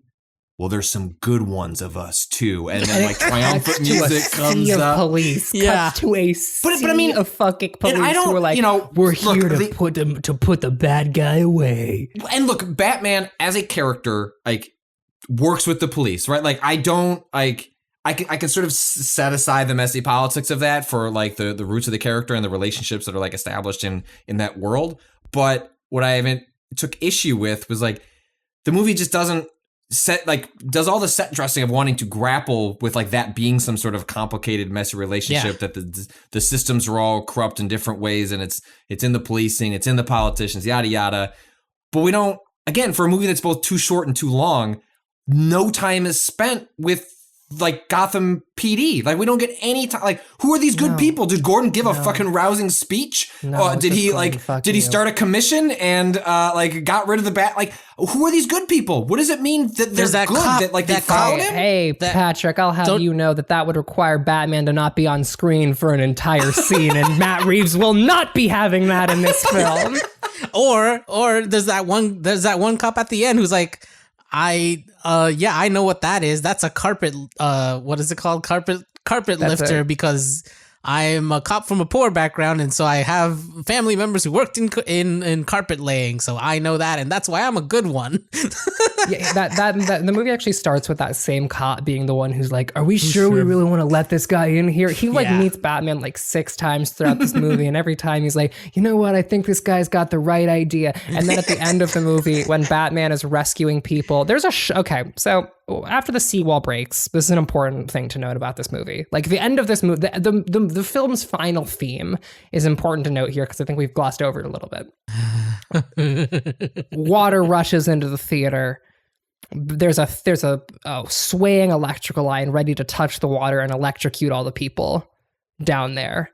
And so Batman climbs over this fucking electrical wire and cuts it and falls down into the water with the like piece of like building, right? After the electricity has been cut, and so it won't hurt anyone. And then, because holy shit, does this movie love using Christ-like imagery for Batman? he rises from the water, born again, baptized, and lights this fucking flare. Yeah, he's literally baptized. He's literally baptized and lights this flare. Also, he dies. He does die. Like there's like a shot that him not death, but like in the the metaphor of the film, right? He dies. He is shot in the chest. He falls in the ground by a shotgun. He's shot in the chest with a shotgun. He falls to the ground. He's like dying. Catwoman's trying to protect him. He jams an adrenaline shot in his leg. He gets up. He beats the shit out of a dude to the point of, I think, killing him. I think it is almost. He survives because he gives the line. He's the one who gives the line. It's the same one. He gives right. You're right. He does give the "I am vengeance" line. Yep. And so he beats the shit out of this dude to the point where Gordon is like, Jesus Christ. Dog, Yeah. you gotta like, dude, stop. Holy Gordon has to pull him off. Like, stop. Holy shit, dude. Because he's taking this adrenaline shot and he's like completely lost his fucking shit because he's, high on adrenaline. And then he cuts this thing down after this like extreme act of physical violence after taking this adrenaline shot, hits the water, gets up, and then he lights this flare. And then it's a really gorgeous shot. Yeah. Of Batman walking neck deep, or like chest deep in this water, barely holding this flare up as like 36 people slowly start to like crawl out of the rubble and walk behind him. It's a gorgeous shot. Yeah. Like I will give them that. And then the film goes on to like show Batman, instead of beating the shit out of people, like helping kids and like holding the hands of little kids as they're like lifted up into like airlifts to hospitals, right? And the film goes, not the film, Robert Pattinson goes, I can't just be vengeance anymore. I have to become something else too. Hope. And then the fucking montage keeps going, and this is like the film's like thematic core, right? Is that the Batman cannot just be vengeance. Cannot just be wearing eye black all the time. He also has to be hope. Isn't that a line from like the Nolan movies? Like you have to be a symbol. I forget. Like that's like a line in Begins or The Dark Knight, or I mean, it's just like that's just the arc of Batman. It's like for that being liberalism too, because he's like, I gotta be a symbol of hope in institutions to restore people's faith in the city of Gotham, and whatever the fuck that means. Because by the way, get Shepard Fairey to make me a cool poster. This has been pointed out before about Gotham as like a setting, and nowhere has it been more apparent than this movie. Who the fuck is living? Who the fuck is staying here? Who the fuck is living? There's a shot of 8 dudes in Joker makeup sitting on a train together, and if I saw that once, I would fucking leave. I would leave forever. There's a dude running down the street with fucking pumpkin head mask who just, by the way. The opening shot of this movie is a bunch of people in like a bodega.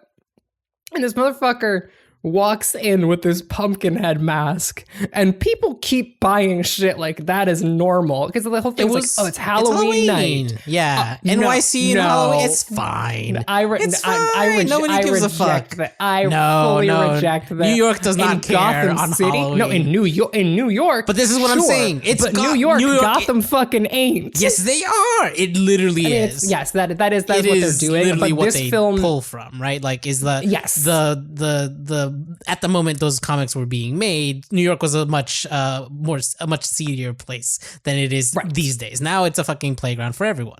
But this is true at the time, and that's where that's where they still pull from a lot. Like these days for like cultural touchstones for the modern movies, right? It's like it's still, even though the other one's Chicago, technically Metropolis is Chicago in the DC universe, but whatever. But like, yeah, Gotham is the New York analog for sure. Yes. And nobody in New York would fucking blink an eye at some guy walking into a thing on Halloween. I mean, we deal with fucking SantaCon every year. I'm not going to look at anyone. No. In New York, one day I was walking down the street, my friend was like, did you see that guy bleeding from his face? And I was like, I didn't see fucking shit. I won't even look up to see the guy bleeding from his face. That's not my fucking business. Don't see shit, don't say shit. Is my one note. But also the difference being that like this film wants to pull on the touchstones of old Gotham and like the touchstones of old New York, while at the same time having some really awkward lines about straight white men Just some of the most awkwardly delivered lines from Real, from Selena Kyle. If there was a woman of color in this movie, she's gonna draw attention to the fact that straight white men do things. Yeah. That they are without fail. They are the problem, which I mean they can be. So like. Yeah, 100%. No, 100%. But like the way that it's deployed here, yes, it is delivered with this like tongue-in-cheek, like straight white men are at it again, like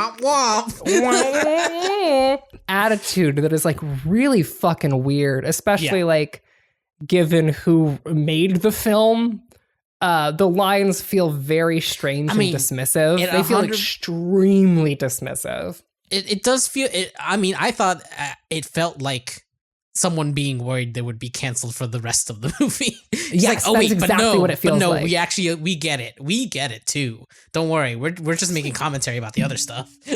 Totally out of character for Selena Kyle. Just like that, like the line comes out of her mouth. And I'm like, where the fuck did that line come from? Because this entire movie, she's just been like on her shit, gonna get my bag and protect my girlfriend who's dead. And then she like slips that line in there, and it's like, okay, cool. This movie's also obsessed with who your parents are. I've never seen a movie who cares more about who your parents are or aren't than this one. I mean, like unsurprisingly, but it's one of the strangest films I've ever seen. I would say it's up there as one of the fucking oddest things I've ever engaged with. It is almost an entire like comic mini arc in one movie, which is a lot. Yeah, a lot for a movie to hold. Because comic mini arcs are usually, like 6 issues or something. If this thing was, there's a like a full hour of this film where Catwoman is just gone. Like, well, she's a very important part of the story, but not for this part of the story. And that's where, if it was a 6-episode miniseries, of course, fine, we're focusing on this for the episode. And but it feels so odd where there was a moment where she like came back. I think it might have been like maybe the Batmobile sequence. I don't know. At some point, but she comes back and I'm like, oh, right, you're in this movie. Just forgot about it.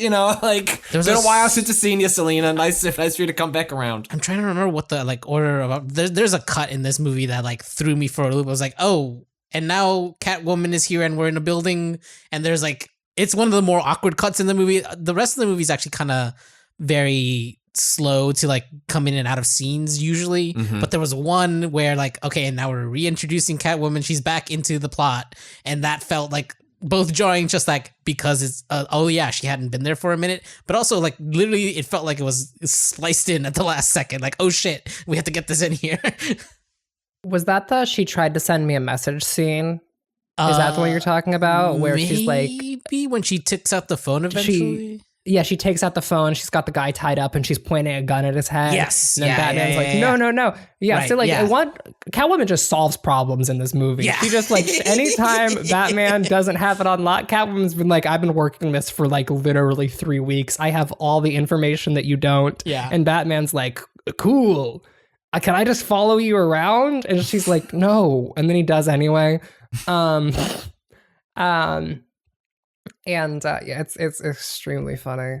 Like it feels like every murder in these serial murder series should have been an episode. You're totally right, Patrick, about this feeling like a mini series. Yeah, and I think it would have just helped structurally with what like the story, like the I think there are problems in the bones of this like story, but I think that like there is squeezing it into a film is like really a lot of its issue. It came up to me while we were talking here. I'd be remiss if I did not mention I think probably my favorite shot in the film is, and I wish the movie had this more. The movie doesn't really know how to. Is Bruce Wayne / Batman a genius, or is he like a total dumbass that is just cosplaying as a genius? And the movie like drifts in between those states in ways that I found frustrating, because probably, and again, this speaks to the comedic parts of the film. This might have been the only one that truly broke through to the audience, because the movie is just hits you over a hammer with it, is that when he gets to the top, when he's trying to leave to escape the police station, and he runs to the top of the building. Yes. And he gets an opportunity to use the bat suit or whatever the glider that he has come up with. Yeah, it's like a flying suit. When he gets up there and the movie spent, again, this is where like having an extraordinary runtime like can allow a movie to linger in a way that I appreciated.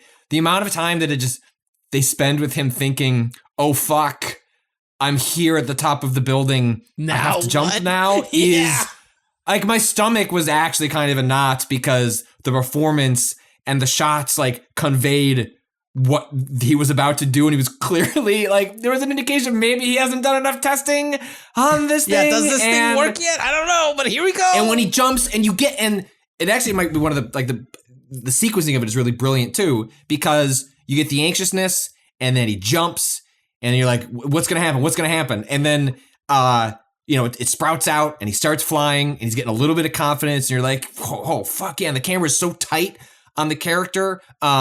And then all of a sudden, like, he kind of loses his balance a little bit, like, crashes right into a car and hits it like a pile of bricks. And at least most of the audience laughed at that point because... Hold on, it's even worse because what he does is he pulls his fucking chute, right? He thinks, okay, I'm coming in for a landing. The parachute starts to open and then it fucking catches onto a low bridge and he fucking careens out from under it. Fucking whipped out. It was amazing. Well, he doesn't just whip out, he hits the fucking ceiling. Yeah. Bounces off into an oncoming into a truck, which then hits him further. He hits the car, then he hits a motorcycle, and then he just lays there for a second. Bounces and he, twice on the concrete. It's rolling. Fucking good. Oh, it's one of the funniest shots in the movie, and no one fucking laughed. The Williamsburg cinema was fucking silent this entire because it was one of the. It did feel like that was a moment of them leaning in. I mean, yes, it still has kind of like the depiction is hyper violent or like the grittiness that the aesthetic of the movie is going for, but it's so cartoonish that I don't know how you couldn't laugh. At it. Like it is like I don't know. I don't know how you couldn't. At least to me, I don't know how you couldn't not have that reaction to that scene because it felt very intentional, and I kind of wish the movie was peppered with more moments like that where you're kind of seeding a little doubt of. Well, Bruce and Batman as a character. Like, I would have loved if he just like flubbed a riddle and was just like had to just like pretend he didn't fuck it up. And you're like, well, he does, doesn't he? He kind of does like the fucking. No, he does. He flubs a riddle and then they recover it later. Yeah. With URL. God. Fucking La Rata. Yeah. Fucking, and it goes UR, and then he types No, hablas Espanol. Bro, it's so fucking funny. The penguin shout out. Oh right, because the penguin's the one that points out. Am I the only one that knows L or La? Yeah, it's so good. Like he was definitely one of those like moments where it's like, okay, yeah, he's a funny fucking character. Like yes. That was like he was the really most continuously good. Like not continuously what's the word I'm looking for? I'm sorry, I lost it. Consistently, thank you. Yes, consistently funny whenever he showed up in a scene, right? But he wasn't quite in a different movie, but it felt like a very confident performance. Yes. Like I know what this character is, I know what I'm going for, and I think part of the way it works is because I feel sort of like it feels more cartoonish than the rest of the film, but it ends up working by having in a movie that has no comic relief built into it by design, even though it has comic elements to it. Yeah.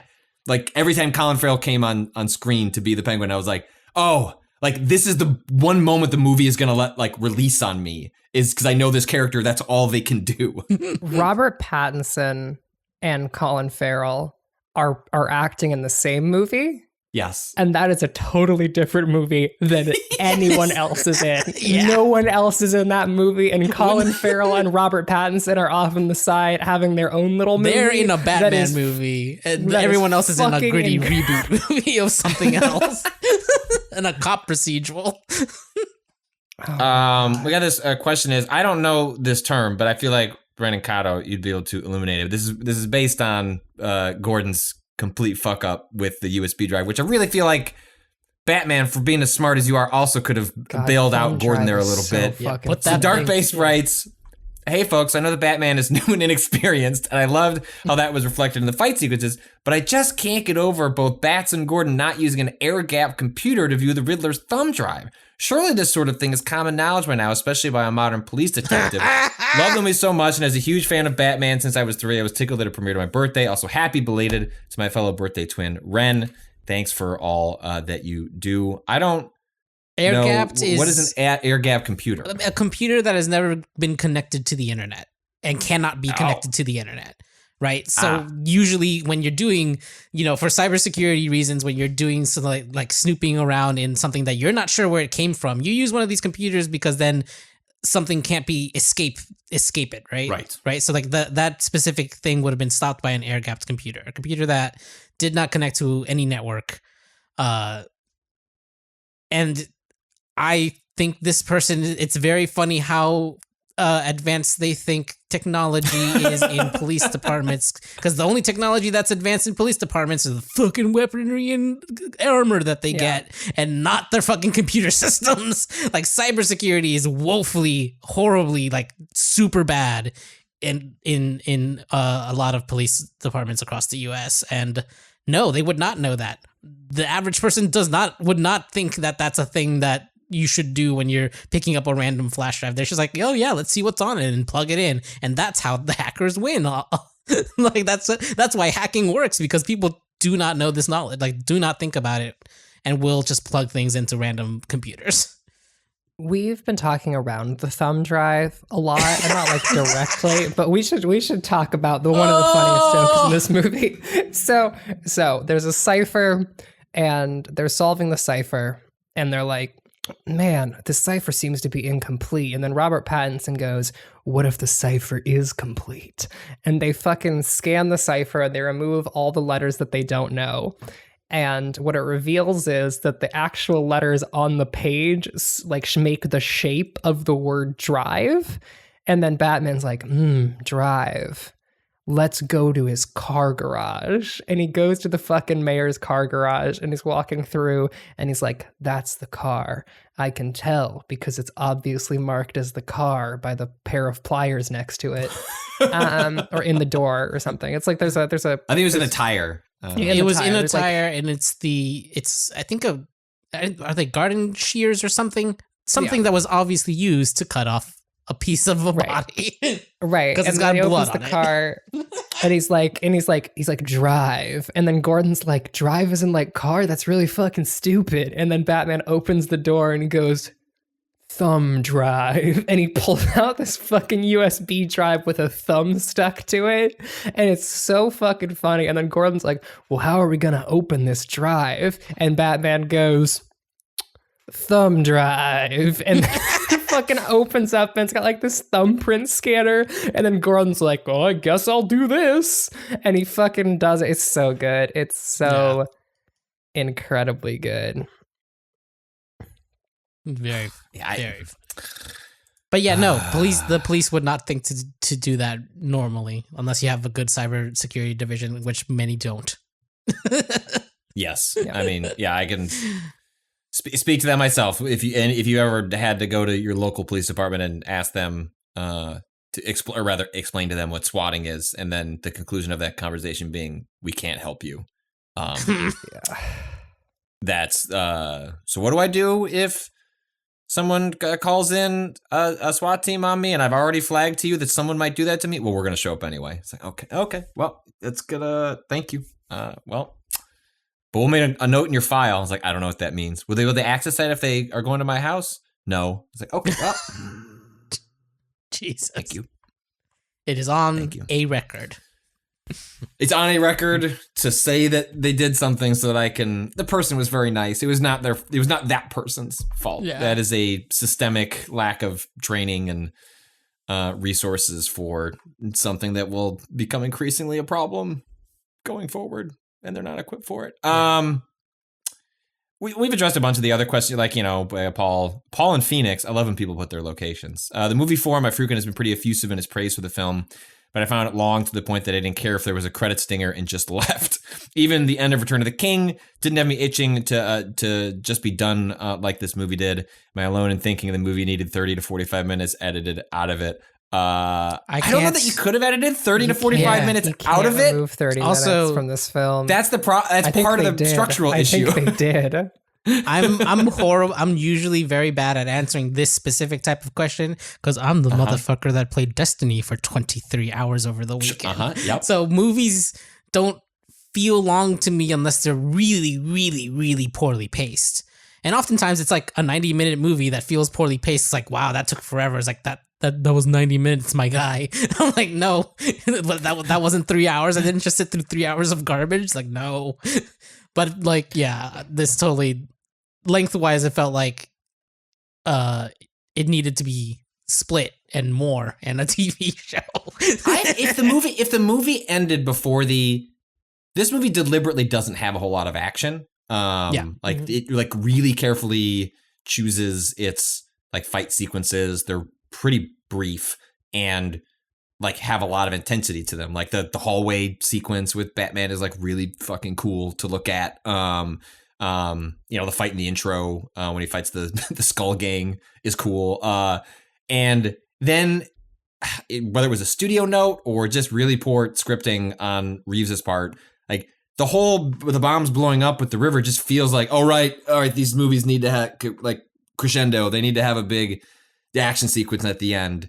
And I wonder how the movie would, I don't think it'd be like perfect by any means, but if the movie just sort of ended after the Riddler was caught and that was the conclusion of that without anything that happens with the water and the bombs, that's almost the 30 to 45 minutes you could cut out. Is just take out the fourth act of the film. Take out the fourth act of the fucking movie. Oh my God. But then he doesn't make the transformation from vengeance to hope, Patrick. Yeah, he That is when he changes from being on. super punchy man to self-sacrificing man who's going to get hurt to help other people instead. Just have like a trilogy. I think they could move that act. Batman has to see that kid. You know, he sees him in the beginning.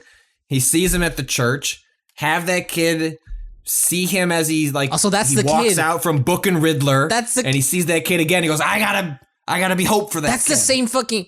No, am I right kid. or wrong? Is that the same? No, he saves the kid. That's the kid at the end, right? That's the same fucking kid. Okay. No, there's two kids. There's two kids. Are you thinking of the one that's get airlifted? No. I'm thinking about the one in the scene in the water. In the water, he reaches out to a group of people. This is the whole thematic thing of like people are too afraid of the Batman, and the like normal citizens are also still afraid of the Batman, but he's like reaching out, and nobody will like take his hand to like get out of this rubble. Which like at that point, I'm stuck in rubble. I'm reaching to whomever's gonna pull me out. Like what the fuck? But the first person who does is that kid whose dad died, that he's seen 2 times before in this movie. But that kid is like, I'm not afraid of the Batman. Please help me out of this water, sir. I'm gonna drown. Yeah. No, so the movie like does technically do the things it should for the character arc. Like I think they're theoretically doing all of them. Yeah. In fact, they're doing too much of them. Like you're right in that they added a 4th fucking act to this movie. What they needed to do was, I really think that the thing that kind of bloats this movie is the Wayne family drama. The Wayne family drama is what takes up about an hour of this movie and does not add much because they go back on it. What they could have done was been like, okay, Thomas Wayne was, all of these things. He wasn't. Of course, he was corrupt. Just let him be corrupt. Yeah, let him be corrupt. But then Alfred is like, no, your dad wasn't corrupt. When he asked that mobster to help made a really stupid mistake. He was a fucking your dad wasn't evil. By doing that has dumb. become corrupt. Like, I'm sorry that it was a mistake, my guy. Maybe, but he asked a crime boss to go beat someone up, basically. Which, like, maybe I'm reading too much into this. He crime bossed a little bit too close to the sun. Yeah.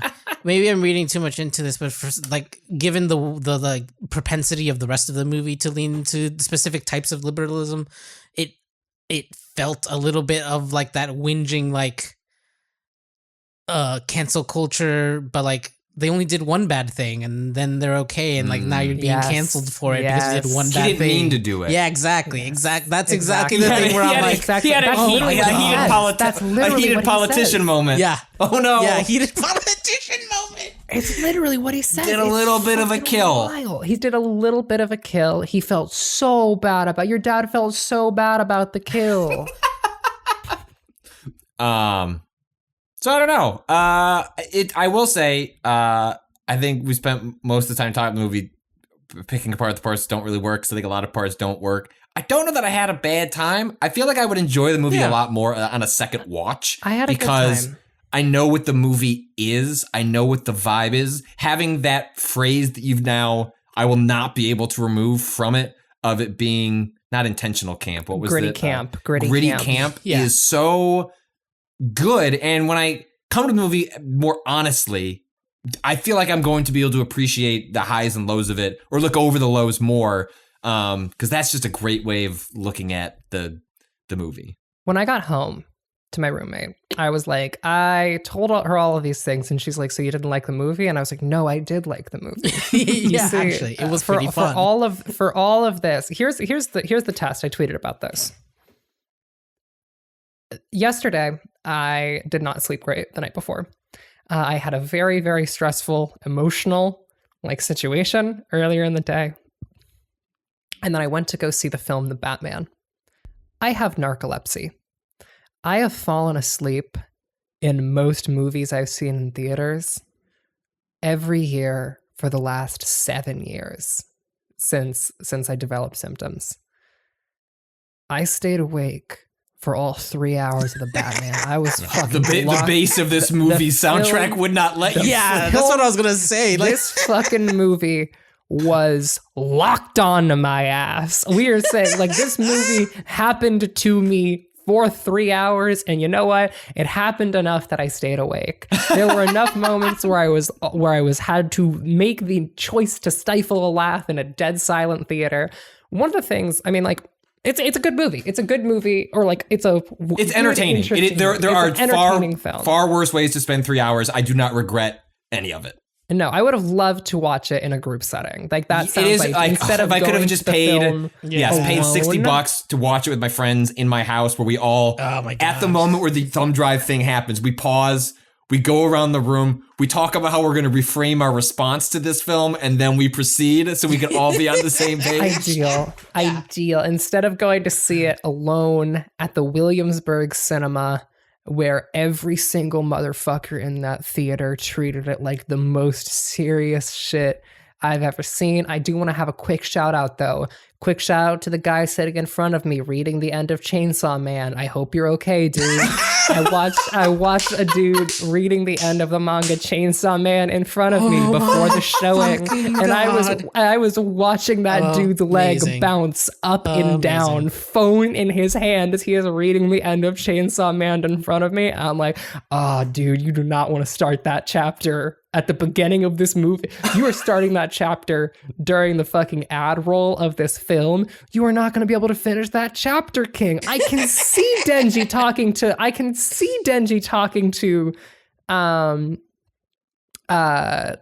his little chainsaw buddy. I can see that happening. You are going to be sad. You are not going to be able to pay attention to this fucking movie.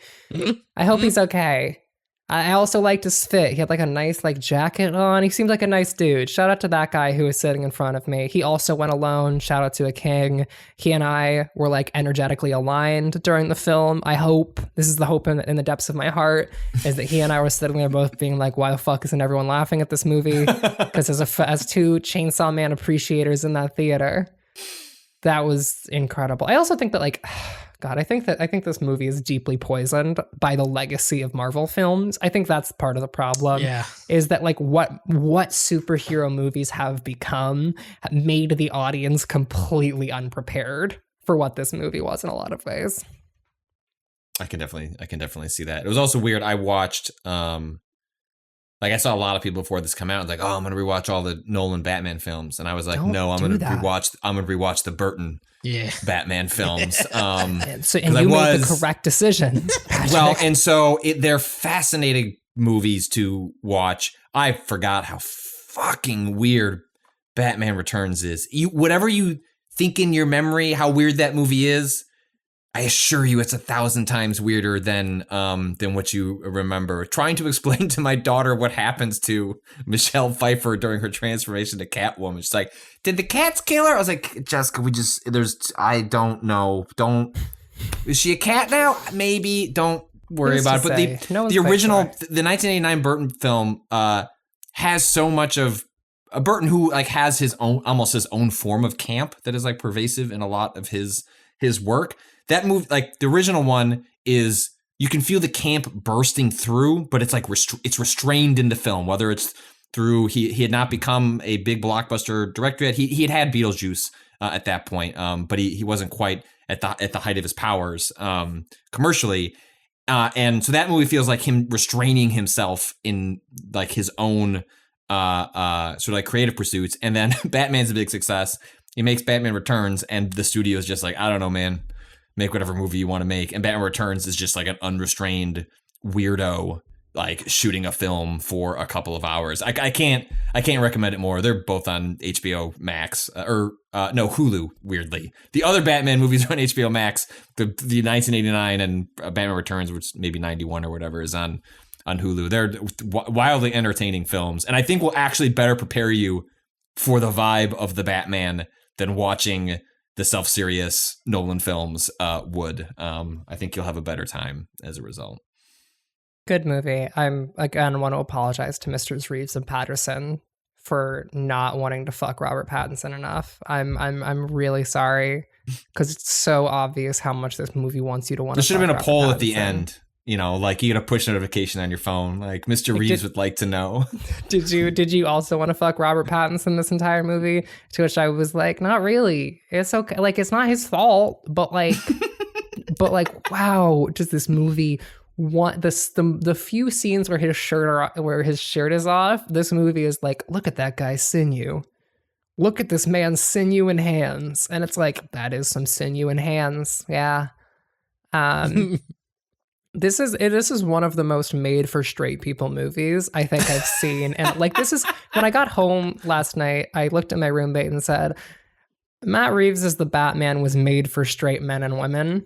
And I'm so happy for both of them. I'm so happy they needed it. You know, it's been a tough time. Have gotten Matt Reeves as the Batman, because this movie wants to fuck the Batman so bad. This movie wants you to want to fuck Selena Kyle so bad. And it like vaguely hints at lesbianism, but only for long enough to kill one of them. It's incredible. It is a wild film. Cado, any closing thoughts before we get out of here? I guess straight people are allowed a little bit of camp too. Yeah, this is straight camp. Yeah, Matt Reeves as the Batman is straight camp. Yep. And Robert Pattinson. And the only reason that phrase will make sense is if you've listened to this entire podcast, so you can see what we mean. Because if you were just to write that phrase out, that makes sense. Well, but me knowing theme, like, oh, it's straight camp. It's like, no, it's straight heterosexual camp. Heterosexual camp is like a thing that has been talked about before, but the Batman is such a perfect example of it that I can't. It's finally manifested. Yeah, it's like truly manifested. It only took $200 million for straight camp to finally be realized on film. Incredible. Wow, what a time! What a time we live in. All right, well, that is gonna do it. You can what else we got going on this week? You two streamed Some Heaven Will Be Mine around the time this comes out. Cado and I will be streaming some Triangle Strategy. We got some Warhammer Wednesdays, the rebranded Warhammer Wednesdays. If never watched a title for a series, die off quicker. Thursday, Coffee appears, Gran Turismo 7. And then Friday, we're going to return to Hunt Showdown, hopefully with special guest Matthew Galt. Also Guido will be joining us on Thursday for another big Elden Ring check-in. So stay tuned I should play that game. Nice. Fuck. Should think about it. I hear it's good. I really enjoyed the 7 hours I got in between Destiny shit. Well, if you just don't be a piece of shit. Beat the raid tonight, and then you can start playing some Elden Ring. Wow. Think about it. I'm just trying to give you motivation. Oh, if you're listening to this on Tuesday, you'll know whether or not I did that. That's true. Wow. Yeah, the VOD will be up on Twitch. I just confirmed that my team is ready to go at 6:30 tonight. That's just time travel, baby. Yeah. You can follow me at Patrick Klubik. Cado, where can people follow you? At @A_Cado_appears. Ren. You can follow me on Twitter at Ren or Raven.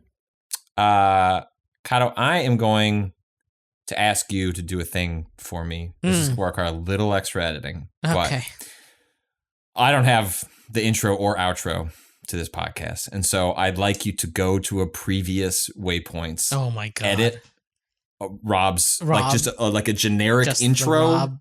A Rob. Put that in at the top. Yeah. Yes. Yeah, that. And then, and then at the end when he does the music and don't give into astonishment, like put that in. Just slide it right in. Put that in right here. Well, that'll do it for this week's Waypoints. We hope you've enjoyed the break.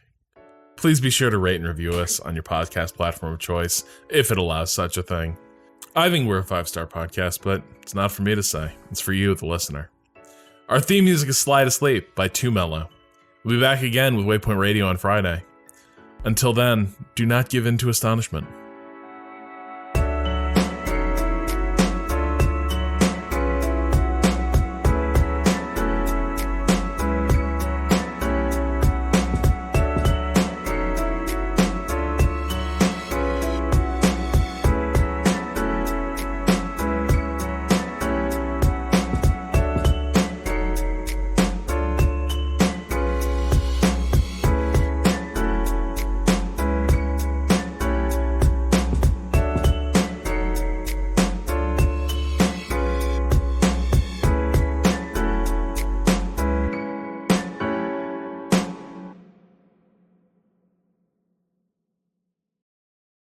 Okay, that's gonna be good.